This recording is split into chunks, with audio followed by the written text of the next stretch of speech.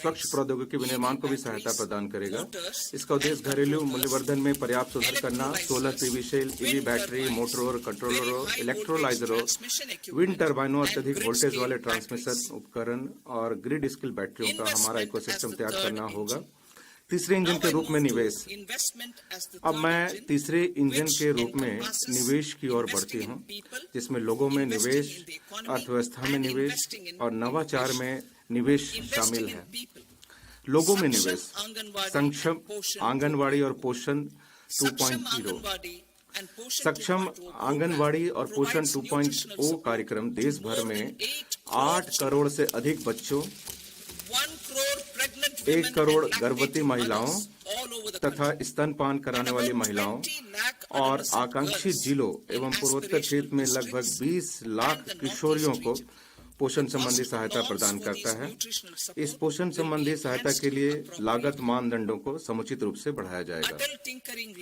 अटल tinkering प्रयोगशालाएं हमारे बच्चों में जिज्ञासा और नवाचार की भावना उत्पन्न करने तथा वैज्ञानिक सोच को बढ़ावा देने के लिए अगले 5 वर्षों में सरकारी स्कूलों में 50,000 अटल टिंकरिंग प्रयोगशालाएं स्थापित की जाएंगी।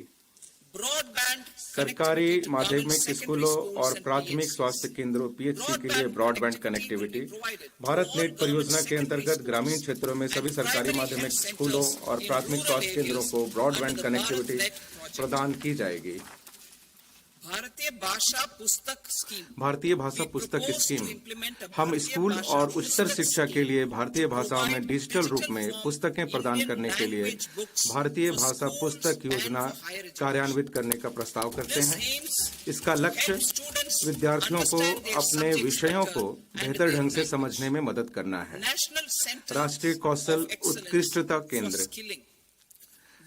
जुलाई 2024 के बजट में घोषित की गई पहलों की दिशा में कार्य करते हुए वैश्विक विशेषज्ञता और भागीदारी के साथ 5 राष्ट्रीय कौशल उत्कृष्टता केंद्रों को स्थापित किया जाएगा, ताकि make for India, make for the world विनिर्माण के लिए आवश्यक कौशलों के साथ हमारे युवाओं को सुसज्जित किया जा सके। इस भागीदारी में पाठ्यक्रम डिजाइन, प्रशिक्षकों का प्रशिक्षण, कौशल प्रमाणन फ्रेमवर्क और आवधिक समीक्षा को शामिल किया जाएगा। आईआईटी में क्षमता का विस्तार। 23 आईआईटी में विद्यार्थियों की कुल संख्या में 100% की वृद्धि हुई है, जो विगत 10 वर्षों में 65,000 से बढ़कर 1.35 लाख हो गई है।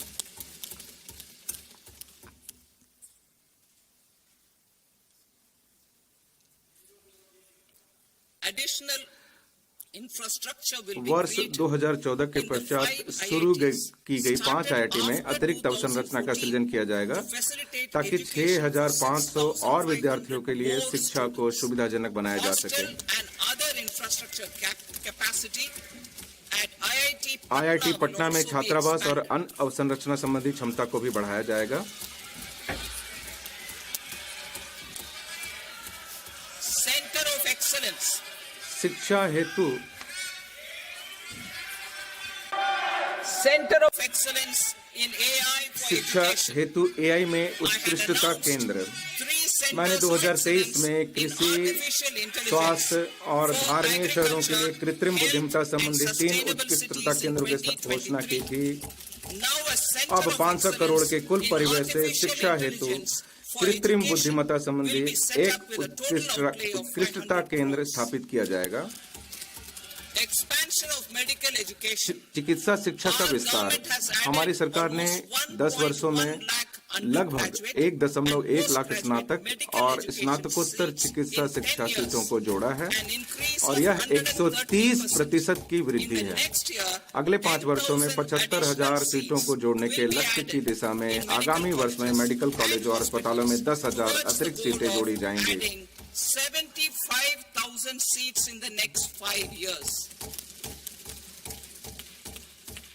Daycare cancer centers. सभी जिला अस्पतालों में डे केयर कैंसर केंद्र स्थापित किए जाएंगे। हमारी सरकार अगले 3 वर्षों में सभी जिला अस्पतालों में डे केयर कैंसर केंद्रों को स्थापित करने की सुविधा प्रदान करेगी। वर्ष 2025-26 में 200 केंद्र स्थापित किए जाएंगे। शहरी आजीविका सुदृढ़ीकरण। हमारी सरकार शहरी गरीबों और कमजोर समूहों को सहायता प्रदान करने को प्राथमिकता देती आ रही है। शहरी कामगारों के सामाजिक आर्थिक उत्थान के लिए एक स्कीम कार्यान्वित की जाएगी ताकि उनकी आय बढ़ाने, धारणीय आजीविका और जीवन का बेहतर स्तर प्राप्त करने में उनकी सहायता की जा सके। पीएम स्वनिधि योजना ने उच्च ब्याज दर वाले अनौपचारिक क्षेत्र के ऋणों से राहत पहुंचाते हुए 68 लाख स्ट्रीट वेंडरों को लाभान्वित किया है। इस सफलता को आगे बढ़ाते हुए इस स्कीम को बैंकों से संवर्धित ऋण 30,000 की सीमा के साथ यूपीआई लिंक्ड क्रेडिट कार्डों और क्षमता विकास सहायता के साथ नवीकृत किया जाएगा। ऑनलाइन प्लेटफॉर्म कामगारों के कल्याण के लिए सामाजिक सुरक्षा योजना। ऑनलाइन प्लेटफॉर्म के गिग कामगार नए युग की सेवा अर्थव्यवस्था में महत्वपूर्ण गतिशीलता प्रदान करते हैं। इनके योगदान को मान्यता देते हुए हमारी सरकार उनके पहचान पत्रों और ई श्रम पोर्टल पर पंजीकरण की व्यवस्था करेगी। उन्हें पीएम जन आरोग्य योजना के अंतर्गत स्वास्थ्य देखभाल प्रदान की जाएगी। इस उपाय से लगभग 1 करोड़ कामगारों को सहायता मिलने की उम्मीद है।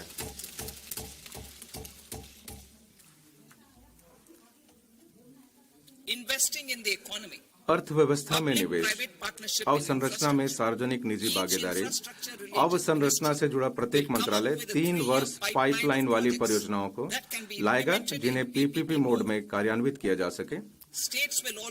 राज्यों को भी ऐसा करने के लिए प्रोत्साहित किया जाएगा और वे पीपीपी प्रस्तावों को तैयार करने के लिए IIPDF भारत अवसंरचना परियोजना विकास निधि स्कीम से सहायता ले सकते हैं। अवसंरचना के लिए राज्यों को सहायता, पूंजीगत व्यय और सुधारों के लिए interest free loans to states for capital expenditure.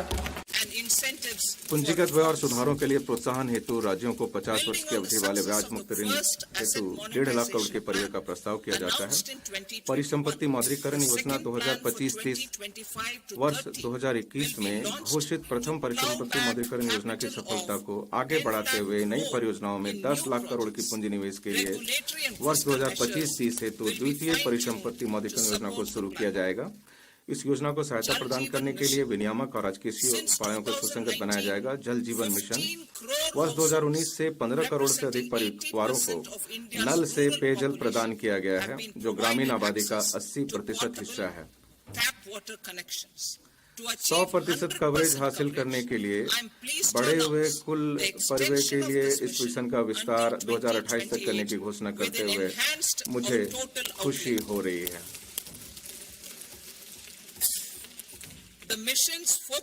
इस मिशन का मुख्य उद्देश्य ध्यान अवसंरचना की गुणवत्ता और जन भागीदारी के माध्यम से ग्रामीण क्षेत्र में पाइप से जल आपूर्ति योजना के प्रचालन और रखरखाव ONM पर होगा। राज्यों, संघ राज्य क्षेत्रों के साथ पृथक समझौता ज्ञापनों पर हस्ताक्षर किया जाएगा ताकि इसकी निरंतरता और नागरिक केंद्रित जल सेवा सुपुर्दगी को सुनिश्चित किया जा सके।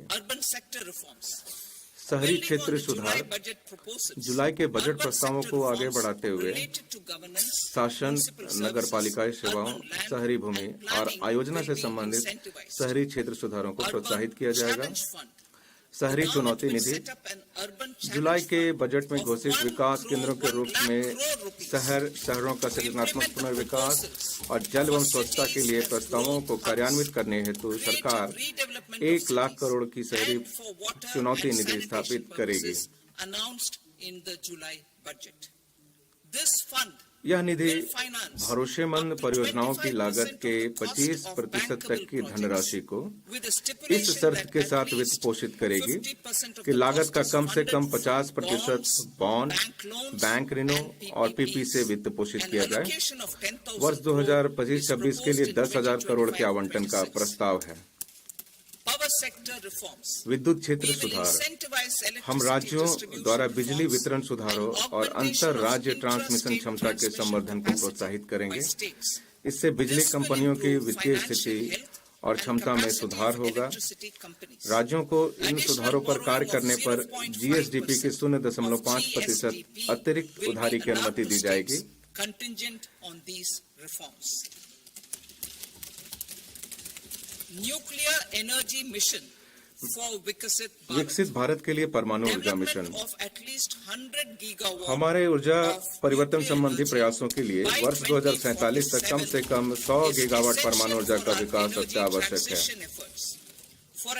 इस लक्ष्य को हासिल करने के लिए निजी क्षेत्र के साथ सक्रिय भागीदारी हेतु परमाणु ऊर्जा अधिनियम और परमाणुवीय नुकसान के लिए सिविल दायित्व अधिनियम में संशोधन किए जाएंगे।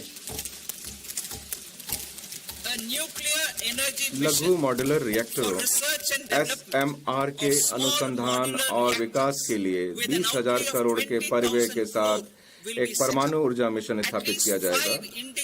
वर्ष 2033 तक स्वदेशी रूप से विकसित कम से कम 5 SMR क्रियाशील हो जाएंगे।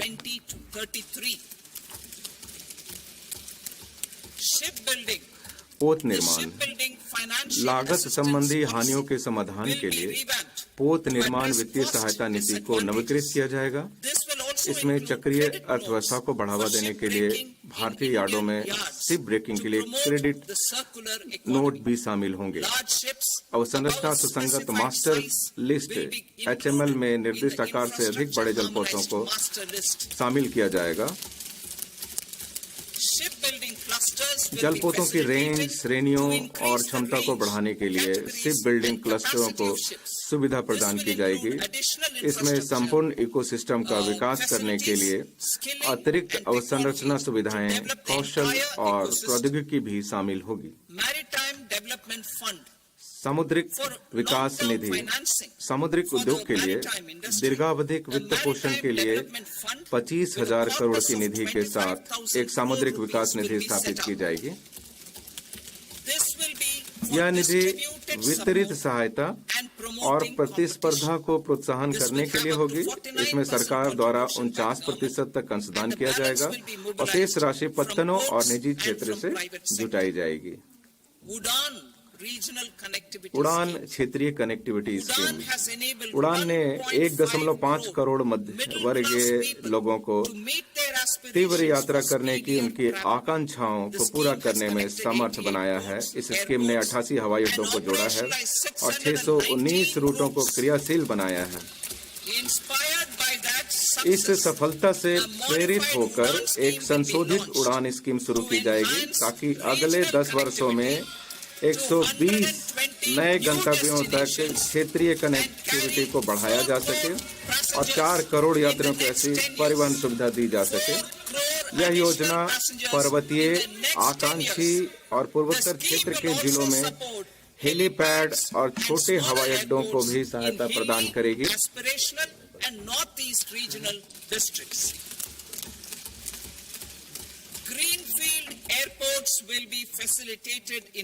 बिहार में ग्रीनफील्ड एयरपोर्ट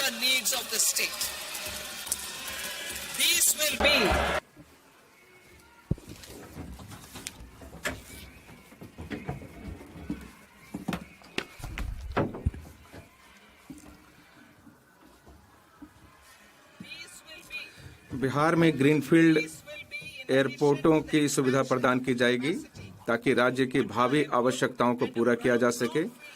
ये पटना एयरपोर्ट और बिहटा में डाउनफील्ड एयरपोर्ट की क्षमता के विस्तार के अलावा होंगे।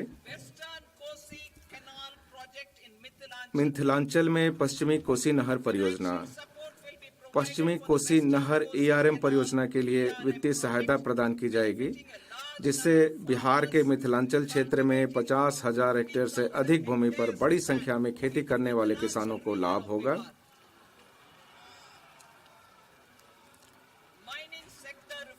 खनन क्षेत्र सुधार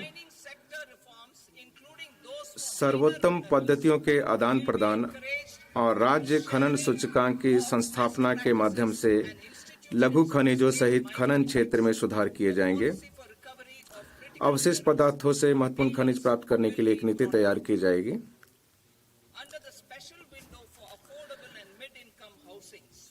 स्वामी निधि 2 किफायती और मध्यम आय आवास के लिए विशेष विंडो स्वामी के अंतर्गत विशिष्ट आवास परियोजनाओं से 50,000 आवासीय इकाइयों का निर्माण पूरा कर लिया गया है और घर खरीदने वालों को इनकी चाबियां सौंप दी गई हैं। अन्य 40,000 इकाइयों का निर्माण कार्य वर्ष 2025 में पूरा कर लिया जाएगा, जिससे उन मध्य वर्गीय परिवारों को मदद मिलेगी जो ऋण पर EMI का भुगतान कर रहे थे और साथ ही अपने